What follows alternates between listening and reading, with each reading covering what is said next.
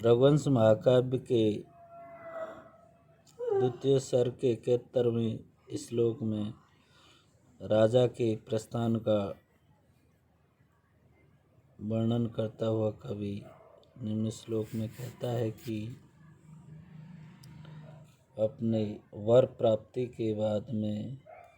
गुरु वशिष्ठ के आश्रम से अपनी राजधानी की ओर राजा दिलीप के प्रस्थान का वर्णन निम्न श्लोक में किया गया है। प्रदक्षिणीकृत्य हुतम हुताश मनंतरम भर्तुरंधति भर्तु अरुंधति च धेनुर्सवत्सां च नृपः प्रतस्थे सन्मंगलोद्ग्रस्तर प्रभाव नृपः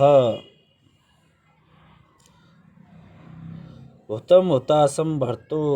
अनंतरम अरुंधतीं च हुतम हुतासम हवनीय द्रव्यों से तर्पित अग्नि कहा भर्तु पति वशिष्ठ के अनंतरम पश्चात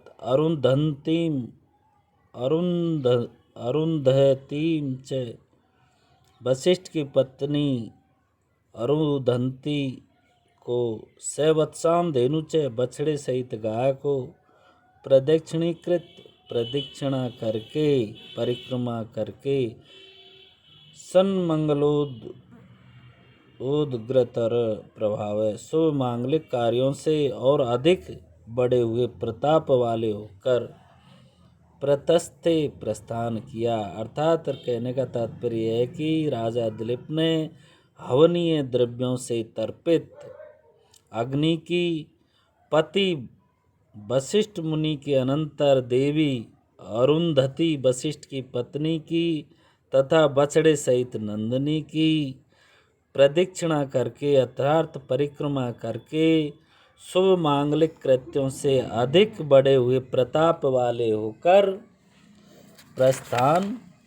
किया। प्रस्तुत श्लोक में उपजाति छंद का प्रयोग किया गया है। इसके बाद अगले श्लोक में रास्ते में मार्ग में जाते हुए राजा का वर्णन करता हुआ कवि निम्न श्लोक में कहता है कि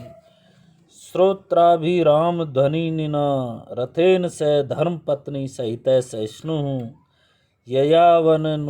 ययावनुद्घात सुखेन मार्गम स्वयनेव पूर्णेन मनोरथेन। धर्म पत्नी सहित अपनी धर्म पत्नी सुदक्षिणा के सहित सहिष्णु सहनशील से राजा दिलीप श्रोत्राभिराम ध्वनि निना कानों को आनंदप्रद ध्वनि वाले अनुद्घात सुखीन आघात से रहित फलतः सुखदायक रथेन्द्र रथ के द्वारा स्वेन एव पूर्णेन मनोरथेन मानव अपने ही पूर्ण हुए मनोरथ के द्वारा मार्ग यो मार्ग पर चले। अपनी धर्मपत्नी सुदक्षिणा के सहित व्रत आदि के दुखों को सहन करने वाले वे राजा दिलीप कानों को सुखप्रद ध्वनि वाले आघातों से रहित के कारण सुखदायक रथ के द्वारा मानो अपने सफल हुए मनोरथ के द्वारा ही मार्ग पर चल दिए। प्रस्तुत श्लोक में उत्प्रेक्षा अलंकार एवं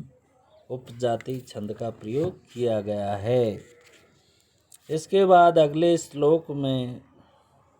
जिसमें कि अयोध्यावासी जनों ने सानंद राजा को देखा,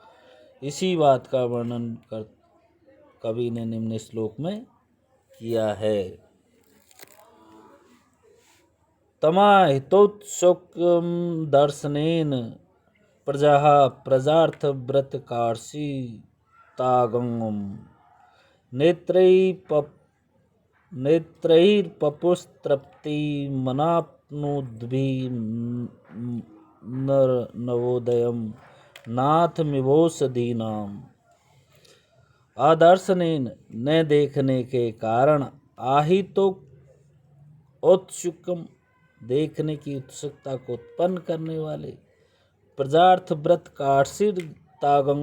संतान प्राप्ति के निमित्त गौ सेवा रूप व्रत के कारण दुर्बल अंगों वाले नवोदयम नवीन अभ्युदय को प्राप्त करने वाले तम उस राजा दिलीप को प्रजाओं ने नवोदयम औषधीनाथम नवोदित औषधिपति चंद्रमा के समान तृप्ति अनापनोद बद्विनेत्री तृप्ति को न प्राप्त करते हुए नेत्रों से पपुहो अति तृष्णापूर्वक देखा।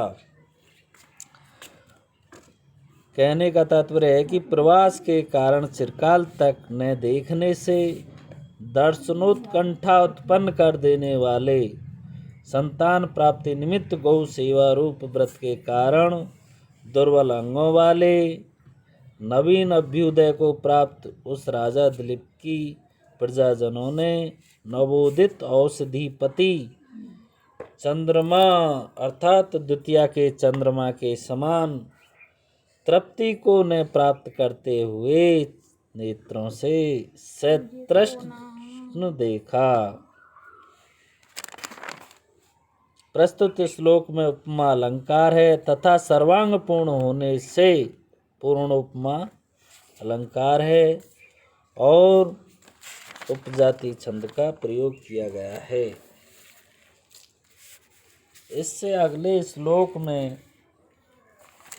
अयोध्या वासियों के द्वारा नागरिकों के द्वारा अभिनंदन प्राप्त करके राजा ने पुनः राज्य कार्य को संभाल लिया। इसी बात का वर्णन निम्न इस श्लोक में किया गया है। पुरंदर श्री पुरमुत पताकम प्रविश्य पौरेर अभिनंद्यमानः भुजे भुजंगैन्द्र समान सारे भूय स भूमेर धुर्मासंजस। पुरंदर श्री इंद्र के समान कांति वाले पौरई पुरवासियों द्वारा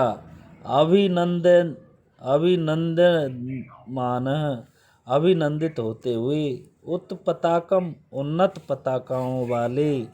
पुरम नगर में प्रवेश करके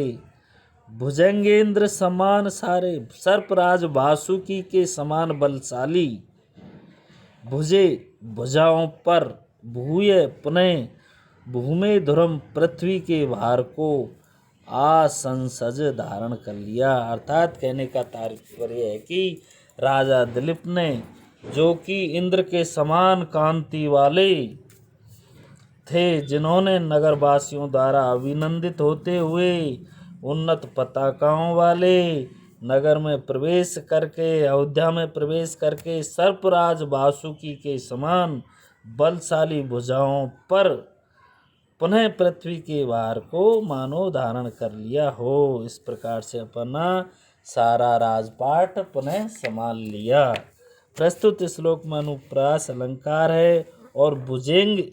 भुजगेंद्र समान सारे में उपमा की झलक भी विद्यमान है। उपजाति छंद का प्रयोग किया गया है।